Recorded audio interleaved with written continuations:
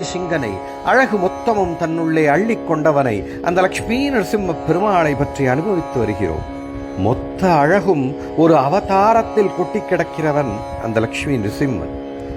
நிறைய நேரங்களில் நம்ம வாழ்க்கையிலே நாம் பார்த்திருப்போம், நிதானமாய் திட்டமிட்டு செயல் திட்டம் வகுத்து எல்லா விதமான சகல யுக்திகளை கையாண்டு நாம் செய்யக்கூடிய செயல்கள் மிக கேவலமாய் நடைமுறையில் வரும்.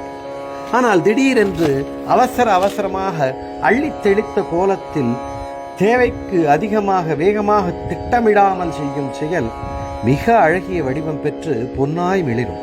லக்ஷ்மி நரசிம்மனுடைய அவதாரம் அப்படிப்பட்ட ஒன்று.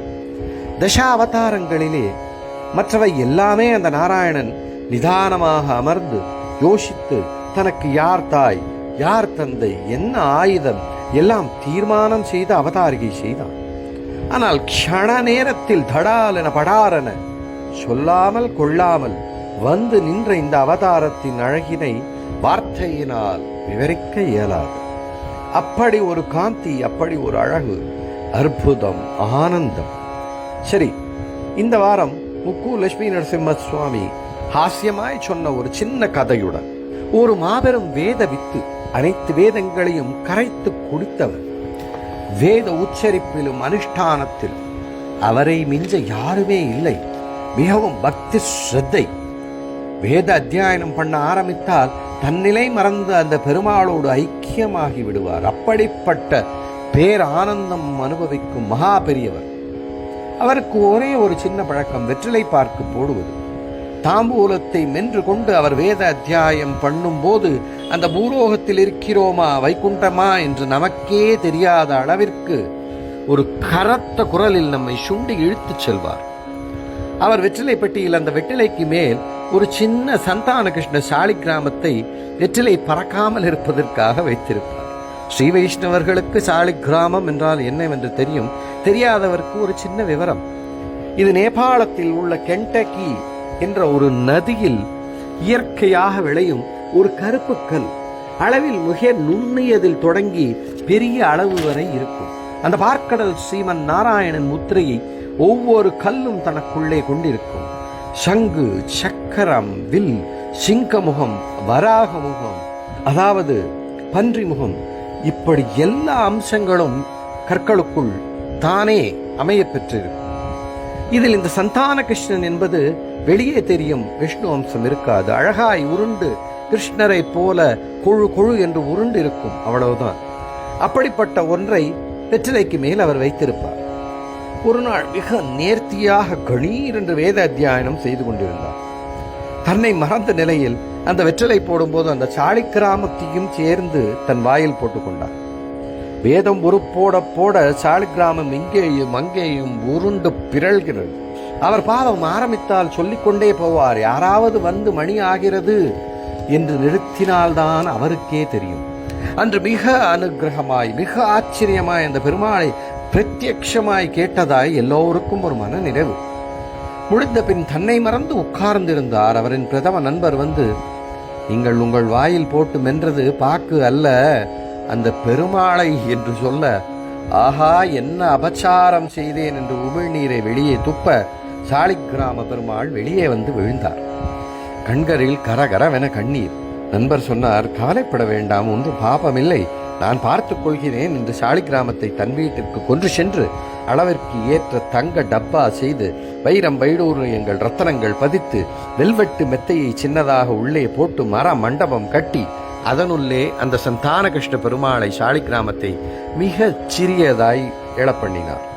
அதற்கு தடபுடலாய் ராஜ உபச்சாரங்கள் செய்து ஏகப்பட்ட பிரசாதங்கள் வகை வகையாய் நைவேத்தியம் செய்து போஷித்தார். 2 நாள் 3 நாள் ஆனது. நித்தமும் பூஜை பண்ணி வந்தார். 4ஆம் நாள் காலை பெட்டியை திறந்து பூஜை செய்ய ஆரம்பித்தார். அந்த சந்தான கிருஷ்ண சாலிகிராமம் விசும்பிக் கொண்டே பேசியது, என்னை மறுபடி அந்த வெற்றிலை பெட்டியிலேயே கொண்டு போய் வையப்பா என்று.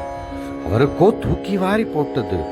பெருமாளே, உம்மை தங்கப்பெட்டி வெல்வெட்டு மெத்தைக்குள் வைத்துள்ளேனே, என்ன குறை வைத்தேன், என்னுடைய பூஜையில் குறையா என்று அவர் கதறிவிட்டார். பெருமாள் சொல்ல, அப்பா எல்லாம் சரி, ஆனால் அந்த பெட்டியில் இருக்கும் பொழுது சதா சர்வ நேரமும் எனக்கு வேதமயமாய் இருக்கும். பண்டிதல் வாயிலிருந்து உருளும்போது கூட என் அழகிய நாமங்கள் சொல்லி உருட்டி உருட்டி வாய்க்குள்ளே போனேன். நான் என் நாமாவே எனக்கு பேர் ஆனந்தம். பெருமாளுக்கு நாம் படைக்கும் படைப்பிலோ செய்யும் தங்க வெள்ளியிலோ பெரிய பிரீத்தி இல்லை. அவன் நாமங்கள், அந்த சஹஸ்ர நாமம் பீஷ்மர் சொன்னார் இல்லையா, அந்த மகாபாரத போரிலே சஹஸ்ர நாமம், அதை கேட்க கேட்கதான் அந்த பெருமாளுக்கு ஆனந்தம் மேலோகும். நாம மகிமைக்கு மற்றும் ஒரு அழகிய குட்டி கதை, அவ்வளவுதான். சரி, இந்த வாரம் 2 நரசிம்ம கஷேத்திரங்கள். மதுரை யானைமலை யோக நரசிம்ம சுவாமி. அந்த கோவிலை பற்றி சொல்லும் போதே உடம்பு சிலிர்க்கும். அழகிய மலையை குடைந்து யோக நிலையில் இருக்கும் இந்த நரசிம்மனை பார்க்கும் போதே மனம் அதிர ஆரம்பிக்கும். பெரிய தாயார் நிருசிங்கவல்லி தாயார் கடாட்சம் சொல்லி மாளாது. கோவிலின் வெளியே அழகிய தாமரை பூக்கள் கொட்டி கிடக்கும் பெரிய குளம். இந்த நிருசிம்மனை ஒரு தரம் சேவித்தால் பீதி பயம் எதுவும் ஏற்படாது. தைரியம் மனதில் நிறைந்து எடுத்த காரியமெல்லாம் அவனின் அனுகிரகத்துடன் அழகாய் நிறைவேறும். பரம பாக்கியம் அவனை சேவித்தார். அடுத்ததாய் திருநெல்வேலி மாவட்டத்தில் உள்ள கீழ்ப்பாவூர் என்ற ஊரில் சோடசபாகு நரசிம்மர் குற்றாலத்திற்கு அருகில் இருக்கிறார். பிரசன்ன வெங்கடேச பெருமாள் கோவிலின் பின்னே அமைந்துள்ள இந்த நரசிம்மருக்கு 16 திருக்கைகள் ஒரு சுவற்றில் உள்ள ஒரு தனிக்கல்லில் தத்ரூபமாய் வடிக்கப்பட்டிருப்பார். அப்படியே பார்த்தால் அவரின் மேலிருந்து நம் கண்களை எடுக்க இயலாது. அவர் பார்வை நம் மீது பட்டவுடன் ஒரு அழகிய சிலிர்ப்பு நிச்சயமாய் அவரின் அனுகிரகத்தை நமக்கு உணர வைக்கும். 800 வருடங்கள் பழமையான இந்த கோவில் ஒரு சின்ன கிராமத்தில் இருந்தாலும் இந்த நரசிம்மரின் நேர்த்தி அனுகிரகம் சொல்லி மாளாது. லக்ஷ்மிபதே கமலநாப சுரேஷ விஷ்ணு யக்ஞேச யக்ஞ மதுசூதன விஸ்வரூப பிரம்மண்ய கேசவ ஜனார்தன வாசுதேவ லக்ஷ்மீ நிருசிம்ம மம தேகி கராவலம்பம். ஹே நிருசிம்மா, அந்த தேவர்களின் நாதனே, உன் வக்ஷஸ்தலத்தில் குடியிருக்கும் மகாலட்சுமி தாயாரின் பிரியநாதனே, இந்த லோக சிருஷ்டி கர்த்தாவான உன் தொப்புள் குடியிலிருந்து தாமரை தண்டின் மேல் அழகாய் ஒரு தங்க தாமரை பெரிதாய் மலர்ந்திருக்கிறது. நீயே இந்த சகல லோகத்தையும் இந்த சகல ஜீவன்களையும் ரட்சிக்கும் ஸ்ரீ மகாவிஷ்ணு, அந்த வைகுண்ட பத்தினி. நீயே கிருஷ்ண மதுசூதன விஸ்வரூபன், நீயே கேசவ ஜனார்தன வாசுதேவன். உன் அழகிய திருக்கரம் கொடுத்து எங்களை அனுகிரகித்து இந்த சம்சார கடலிலிருந்து தூக்கி காப்பாற்றி அருள்வாய் பரந்தாமனே. ஸ்ரீமதே நிகமாந்த மகாதேசிகாய நமः.